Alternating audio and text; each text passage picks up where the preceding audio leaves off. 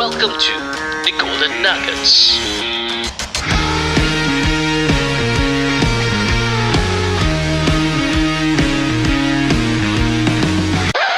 Alright, welcome back to part 2 of the Golden Nuggets podcast, and we'll still have Mr. Hilmi.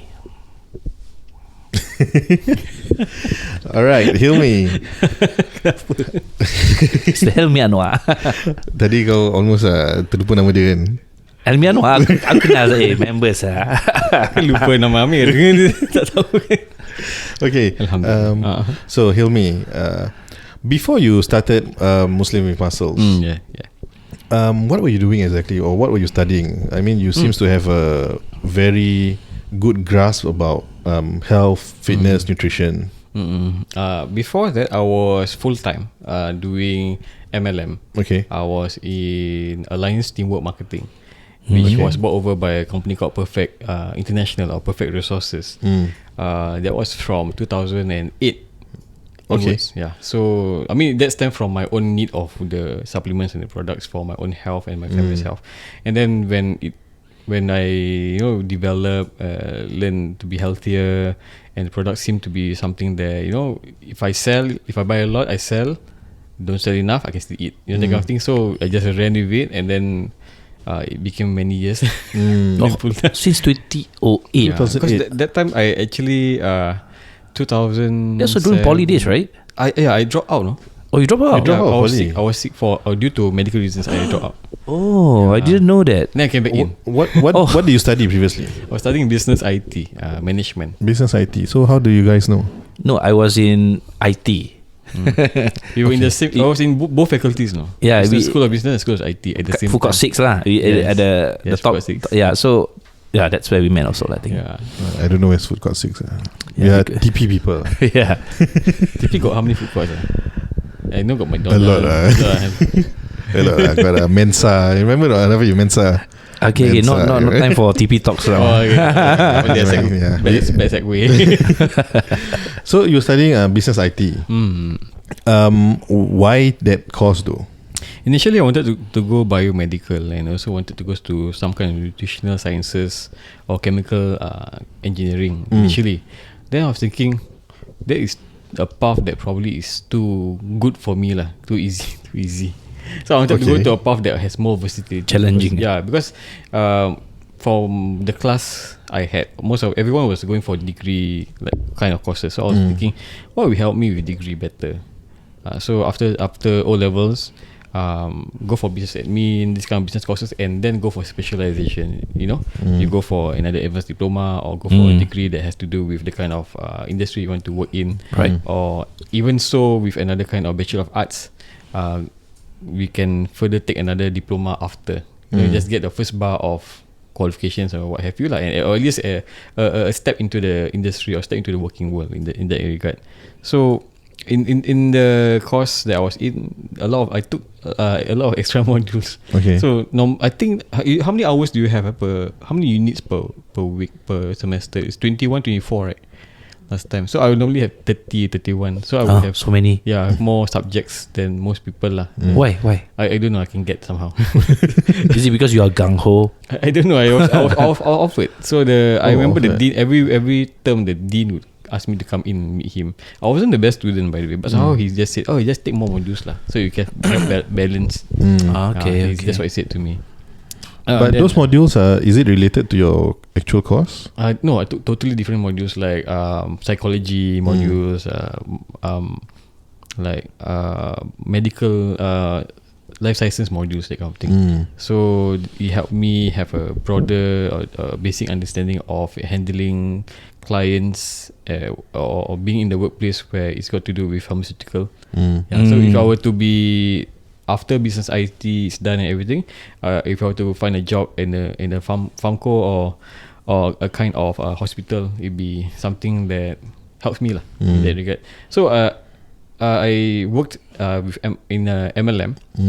So became emerald, become diamond, that kind of thing lah. Basically with income lah, with a good income, where it was about that kind of 3K per month, built at 18 years old, that kind of thing. And then you know that kind of thing where every year you have that kind of bonus, right? So 3K a month at 18 is good money. Yeah. So by the time I was doing MWM, I actually went NS very late. I went NS at age 23. Okay. So Alhamdulillah, it was easy for me lah, because I was the eldest, so no one disturbed me. So, and then by then I was quite lucky also, because I got much healthier. So my recovery, everything, I was not affected by national service as much. I just lost a lot of weight because of the food's horrible lah. No matter what. I had by then I was, because it's a business of money coming in and out, right? So I went to NS, then they have to say, oh, you got anything, you working outside, is it? No, got family business. So my family's involved, so they will help me, like on weekends we would have booths and all that, right? So I would just turn up and they also be there. So if I was asked about my involvement, right? So I just say, oh, it's family business, we already had it before, so I can't just possibly leave. So then the people who were investigating said, okay, very good. So wait, this is MWM. No, this is the MLM. The MLM, MLM company, that investigated who? No, the NS punya. Oh, NS. science, So you like you are moonlighting lah. Yeah, because they see my pictures in magazines and Wow. like, how come this picture? How come got your face here?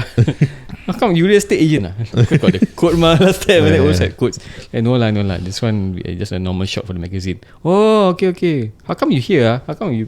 Because they go to my Facebook, everything. Really? That extent?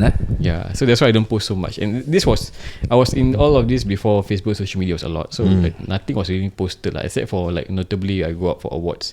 Itu pun I don't really post up much, because I don't really like posting such things lah. Yeah. You know. So by then had passive income lah. So when I did MWM, I wanted to look for something more. I wanted to have something that was different from the MLM network I had. I wanted to build another kind of network. MLM network, a lot of people dying. MWM network, a lot of people trying to leave. So it's very different. The MLM one, a lot of people who like they tried a lot of medicine, they macam sakit-sakit ni semua kan, jumpa bomo and everything, right? So they meet this young bomo instead lah. Like jumpykan air, that kind of thing. Then they now my dementia is gone, that kind of thing. I mean, that didn't really happen. It happens for depression. Dementia not really lah. Dementia it takes a while to help with because when they help with your blood circulation, everything, it does improve. But it was what happened was, I wanted to not keep meeting people who were at the last age. Yeah, kesian So it weighed me down a lot. When I did MWM, I didn't think about income, because I had passive income already. All I have to do is just maintain, like every now and just show up, just meet up with the clients or go for my office meeting every now and then. And then I wanted to see what kind of research I could do, field research with regards to social experimentation. I did a lot of social experimentation, like what kind of approach I can do to make people proactive. So I was doing things to manipulate people to see what I've done in my prior occupation. How does it transfer? And okay, because that's good. I wanted to write a book actually, to be honest. Nice. Yeah, so because I wanted to continue studies for a long time, like just continually go study and write books, so that leave an impact in the world or at least But by then I thought I wouldn't live very long, so I thought that at least I have something to leave behind legacy like that. Legacy. So when I did MLM, I continually, before I did MWM, I did photography because it was something of an interest. And then I realized that, hey, because I was from a very entrepreneurship type of family lah. Like from 11 years old, 14 years old, I had my first business as a caterer. So yeah, because my parents didn't allow me to work. Sell what? Barbecue food. Nice. So it was one of the best, easiest business. But then if anything happen, you need to fork out money. That's the hardest part. So I wanted to do things. I wanted to have a hobby that didn't have a lot of my own pocket money. So I made a hobby that rolled on as my skills went up. So the kind of income. So then I had more cameras, I had more software. The software was more expensive than the cameras actually, especially at that time. The editing software. Yes. Because that time I wasn't use Mac yet. Yeah, so when you use Mac, somehow you don't spend so much. That's what I can say. Mac all the way, man. Yeah. So I was using Windows. So a lot of software was expensive, and then there's always virus. There's always new. Tell me about it. You have to buy a new laptop every 2-3 years, that kind of thing. For Mac, I use the same Mac for 7 years, 8 years. exactly The minimum. 2011 all the way to 2018. Ooh. Okay lah, tomorrow I buy lah. Yeah. Yeah, really. It can last long. Yeah. Like, I mean, so far, the minimum I use is 8 years. Yeah. Then I change a new one. Just change the RAM only. Change RAM and probably the hard disk. Yeah. That's all. It's really interesting. Yeah. So, then I saw in business IT, I was part-time during studying. I was part-time selling laptops. Oh, Really? Refurbish? No, at Comex.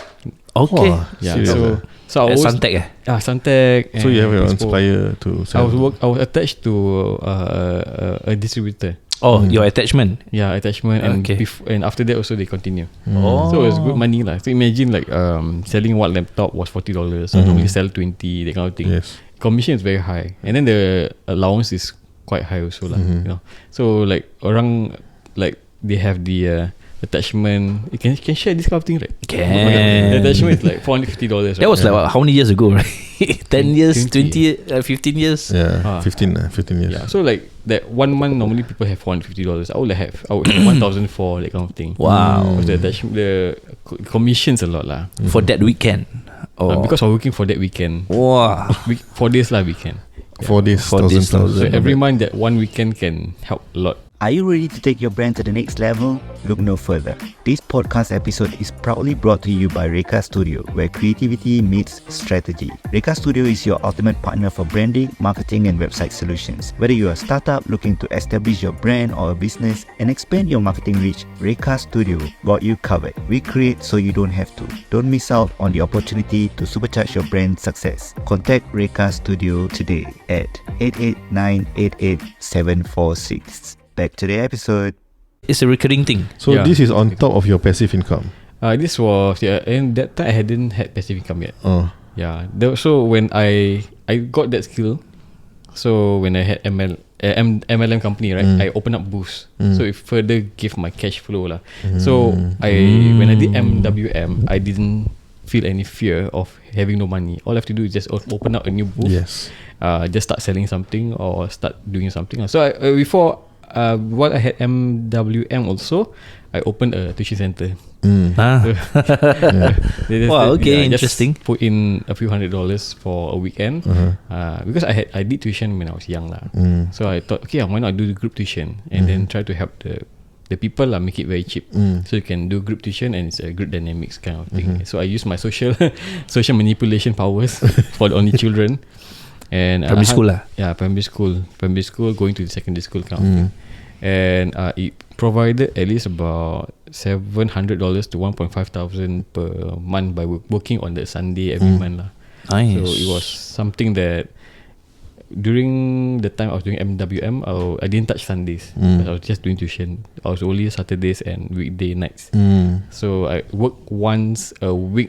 literally work once a week to support the other things that had a lot of money. So am I right to say up till today you have never worked a full-time job before? No, Wow. never. So actually the MLM is not a full-time job. No, I mean it's all the time. Yeah, MLM is not. It's MLM is a technically a business. it's technically Yeah, running yeah. your own thing, right? Yeah. So, okay. From young, Yeah, that's 14. Yeah, quite bad actually. I shouldn't have done that. Why?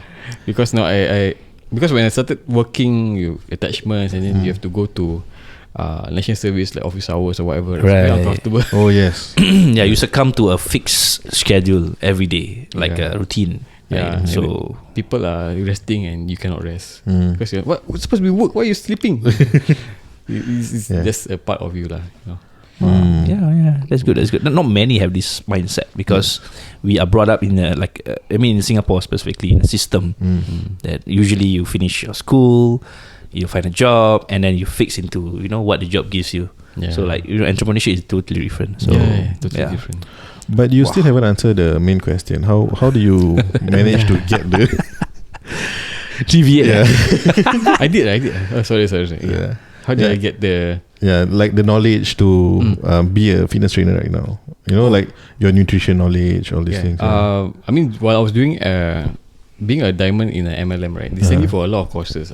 So a lot all these courses are free. Yes. Normally, if The you company pay, pays. the company pays, the sponsor. Because I was the board of director for the Singapore and the region that time. So I always go to Malaysia. Atas.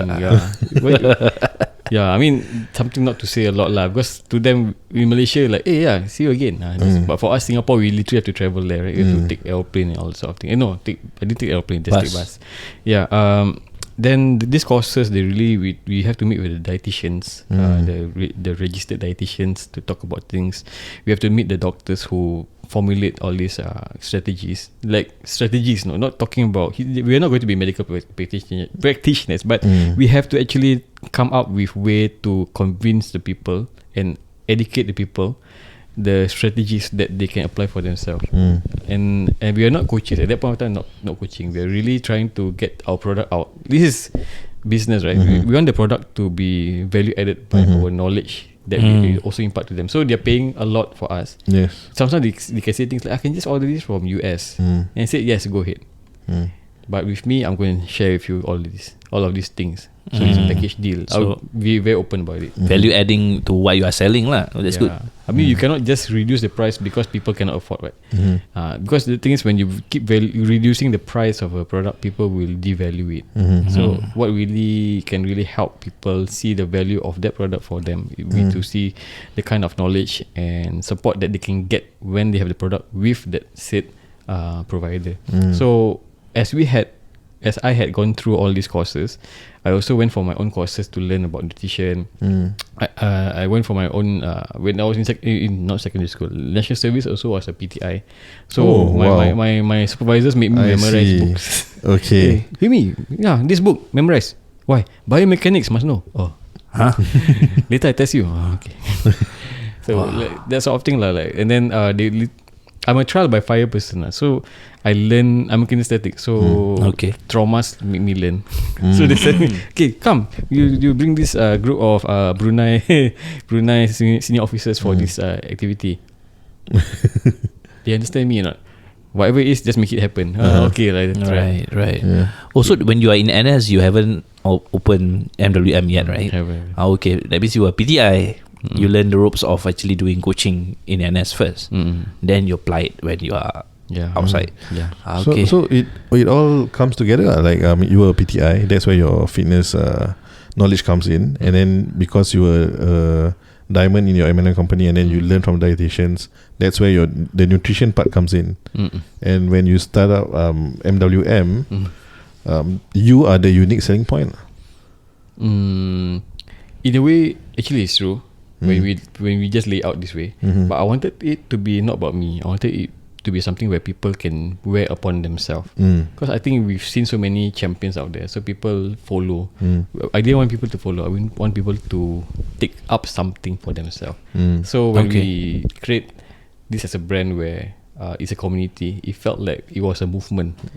So I don't know whether I'm really answering the question, but really truly wanting it to be getting into a place where they felt that they have a voice, and when they have a voice, when we have a voice towards them, they also listen, because we are listening to them and they're also listening to us. So when this is what I applied. I applied in a place where to allow people to give, while without knowing I probably take. So that's what we're doing lah. Okay. Before we end the second part, I am pro MLM. Nazrin is not, right? Yeah. On the fence, I guess. But the reason why I'm pro is because I understand that a lot of the MLM company, especially nowadays, their business model actually makes a lot more sense than traditional businesses. Now it's better. I'm not sure what is Nazrin's reservations, but for you personally, you are running your own business, and also you have done MLM. Do you think MLM is actually a good business model? And secondly, is it a good starting point for anyone who want to start business? That's a good question, because you're coming from a place where it allows a kind of thought process before you join, whether it's going to be suitable for them, whether it's going to lead them anywhere from where they are. Because some people, they don't know, is it something that you can incorporate into their life, or is it that they have to change their life to join into it? And really, it goes about self-assessment first. Whether from where I was from, it was really something they will say things like in the business opportunity meeting, kita bukan Siti Nurhaliza, kita tak ada talent. Kita bukan Anwar Zain, kita tak ada following, that kind of thing, you know. So join this MLM, you have something where you have support of your peers, and you can create a network from there. It's not network marketing, yeah. So this network will be your you start moving around, not because you have friends. A lot of people thought that because you have friends, this is where I think you have met those companies where they solely had youth, like venture era kind of thing. I cannot forget. So she was there also, so she was very unhappy about it. So they promise you money, promise you $800 and all this sort of thing, dividend stuff like that, right? You can't promise this sort of thing. So the young ones had to like fish out people lah, and then they will always fish out your friends. So where I was from, we didn't fish out friends, we fish out people who probably need help. We only tell friends that this is what you're doing. Yeah, right. So my friends, all of us polymates, right? So no one is like dying of cancer. I mean, not everyone. So by the time I asked them to come, this is to share a bit and go back to the question. When I got them to come down to my class, they all thought that who's going to talk to them about joining as member. They said no need, I'm the one speaking. So this is my class. Oh, mana produk ni? Kita boleh ke gunakan? Aku be using for 2 years now. Actually untuk aku nak korang datang when you guys come, because I want you to know what I'm doing. So if you need help, I can give. Don't buy, because you all don't have money to buy. Because they know you personally. Yeah, they can personally. Don't go anywhere. I can give you. So for you, it's more of awareness towards your friend. I wanted to help them, and I wanted, just because it's expensive, that you cannot help yourself. Because where I came from, my mother had to borrow money to help her herself. So I mean, I was against my mother helping me that time.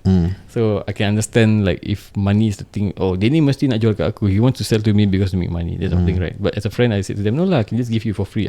I'm already a diamond, I have extra income, can help you. So jual mahal a bit lah, you know. Yeah. And I did help quite a few people. I found out that the father had diabetes, also all this sort of things. So I just gave. And it helped foster bonds, because some of them actually avoided me for a while, for years actually. They thought because of this. Yeah, and then I said to them, no lah, anyhow only. And we just brush it off. And then okay. Then we just friend all, like nothing happened. Because I think that's the best thing you can do. Just make it like as if nothing happened. And the friend will be like, alamak, aku salah sangka, I thought badly about you. Actually, Hilmi doesn't even know. Okay, nasib. Lucky he never know. But actually in my head macam, I knew it all along. No wonder. So the same thing goes where it has to be a kind of self-assessment, whether, if, like for myself, people ask me why I'm not joining any MLM and all that, because I'm trying to bring myself up as a coach, as a community coach, and I'm going by education purposes, with certification. So if I were to go to a place where I'm really pushing a product, it can detract people from the point that I'm trying to teach, rather than trying to sell product. Like, you're going to say everything just to prove your point about this product. So it's going to be quite tough. So that's the thing. I mean, I don't have a beef about MLM. MLM is okay. It still exists right now. It's not a criminal business model or what, right? So it's how people push it that put a tarnish to the name of MLMs. They just want to push without even creating value out of what the product can give. And when people start joining MLM, their angle coming in is just to make money. And it's a bit sad that, you know, how they sell new members coming in is to bring in more people. So there's no element of educating, learning, you know, bringing in value to teaching how to bring these people in. So it's just about bring in, just call your saudara, just call your friends, and then join in, and then listen to my mentor. Not even you know, listen to my high ups. So that part of it back then turns me off a little bit. But I mean, I do have a like strong beef, because I know this model still works, because these companies still exist. MLM, Herbalife, Amway, and stuff like this. Okay, but not whatever you have just shared, right? Comparing it to you running your own business, which one is tougher? Of course, having that someone to push your potential customers too, or you having to figure out how to close this person? Because in business we learn like how we gonna get customers, right? How we gonna sell, we get the sale, the closings, the marketing and stuff like that. So that's true business, true educating. So this MLM model is a model, is a working model that needs to be done in a way that doesn't, I don't know, I mean, in a proper manner, I would say lah. And I mean, in some context, or like kita, like it doesn't work for everyone for their circumstances. Like for example, if this person has a property to rent out, so he doesn't do MLM because that property is his business product. So MLM will be people who don't have a product or don't have a supply backing lah, essentially. So you really, if you want to start with nothing, you start with MLM. If you really have something to start with, don't go MLM yet. Yeah. So Agree. Like Farid also lah. Like how he started, right? He said he don't want to have a burden of having inventories. Yes. Because MLM provide everything for him. You just need to be the face that, you know, offer that value. So yeah, I mean it's good, and that's the part which I feel it's a positive thing about MLM lah. Right? Yeah. Okay. We'll take a break now, and then on the third part, we want to know more about Hilmi's plan for MWM in the future. Alright guys, stay tuned.